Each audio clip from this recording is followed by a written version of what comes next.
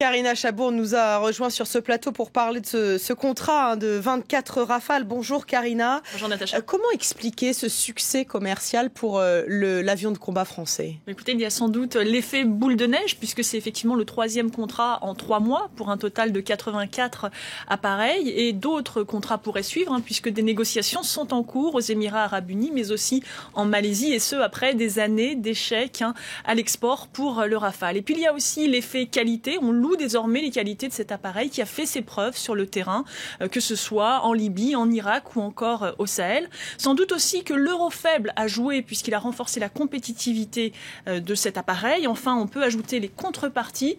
N'en déplaise à François Hollande, Paris aurait accepté de renforcer les droits de trafic de Qatar Airways, ce qui veut dire que la compagnie qatari pourra désormais desservir des villes de province en France, ce qui ne devrait pas plutôt être du goût d'Air France. En tout cas, c'est un succès aussi pour la diplomatie française, oui, Karina. Absolument, puisque ça répond à l'évolution de la situation géopolitique. Ce n'est pas anodin si les 3 clients du Rafale se trouvent au pourtour de cette région proche moyenne-orientale, plus perturbée que jamais.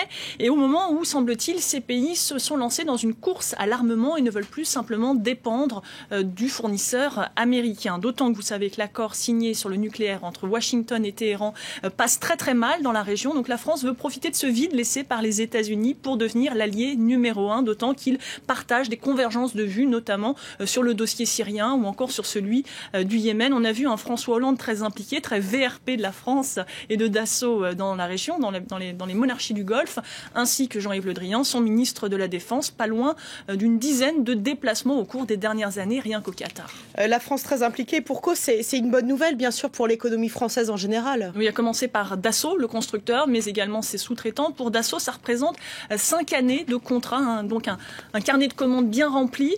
Vous savez, il faut en un an, on construit 11 Rafales en moyenne, et donc il va falloir probablement augmenter les cadences pour remplir ces contrats, pour pouvoir remplir ces engagements.